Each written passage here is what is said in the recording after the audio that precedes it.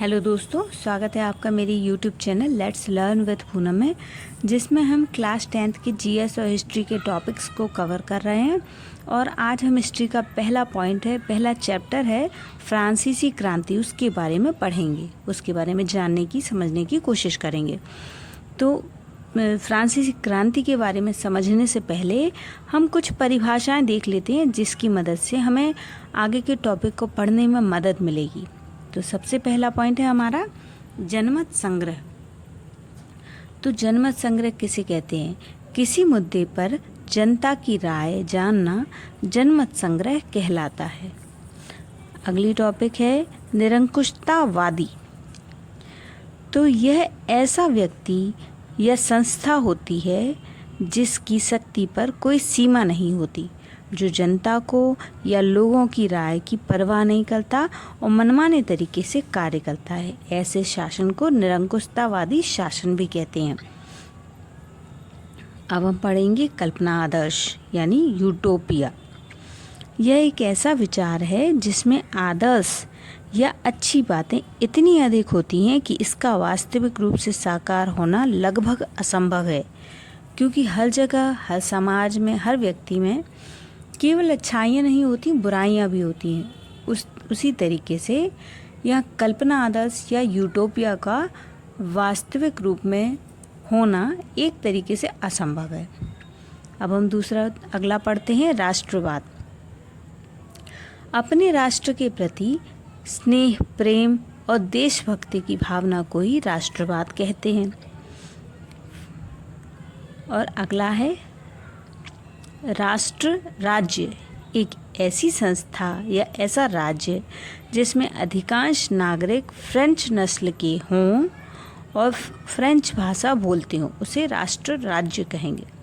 बहुराष्ट्रीय वंशानुगत साम्राज्य एक ऐसा राज्य होता है जिसमें रहने वाले नागरिक अलग अलग नस्लों के और धर्मों के होते हैं और अलग अलग भाषाएं बोलते हैं, जैसे ऑस्ट्रिया हंगरी का हेब्सबर्ग साम्राज्य बहुराष्ट्रीय वंशानुगत साम्राज्य है।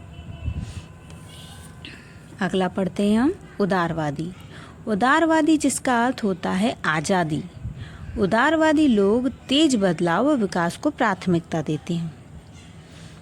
अगली परिभाषा है रूढ़िवादी। ऐसे राजनीतिक दर्शन जो परंपरा स्थापित संस्थाओं और रिवाजों पर जोर देते हैं और धीरे धीरे विकास को प्राथमिकता देते हैं, ऐसी सोच रूढ़िवादी सोच कहलाती है।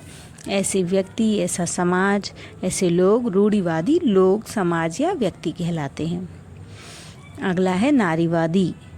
नारी पुरुष की सामाजिक, आर्थिक एवं राजनीतिक समानता की सोच के आधार पर महिलाओं के आधार और हितों का बोध नारीवाद कहलाता है।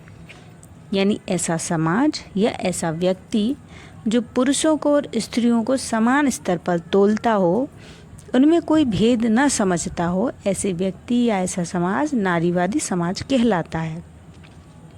विचारधारा एक खास प्रकार की सामाजिक एवं राजनीतिक दृष्टिकोण इंगित करने वाली विचारों का समूह विचारधारा कहलाता है। अब पढ़ेंगे अगला टॉपिक है क्रांतिकारी। यह अस्थापित परंपराओं, संस्थाओं, विचारों और शासन को एक झटके में बदलने का प्रयास करते हैं और इनके लिए हिंसा भी करते हैं। अब हम पढ़ेंगे यूरोप में राष्ट्रवाद का क्रमिक विकास। तो सबसे पहले इसमें आता है फ्रांसीसी क्रांति जो 1789 में हुई, नागरिक संहिता जो 1804 में हुई, वियना की संधि 1815 में, उदारवादियों की क्रांति 1848 में, जर्मनी का एकीकरण 1866 से 1871 में और इटली का एकीकरण 1859 से 1871 तक। इस तरीके से यूरोप में राष्ट्रवाद का क्रमिक विकास हुआ। आज के समय में यूरोप के 44 देश हैं। 1850 से पहले निरंकुशतावाद शासन चल रहा था। वहाँ के लोगों ने राजाओं की दुराचारी से परेशान होकर क्रांति कर दी और सबसे पहला क्रांति फ्रांस में हुई थी।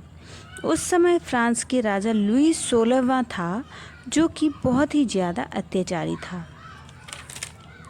फ्रांस के नागरिक 1789 में लुई 16वें को फांसी पर लटका दिए थे।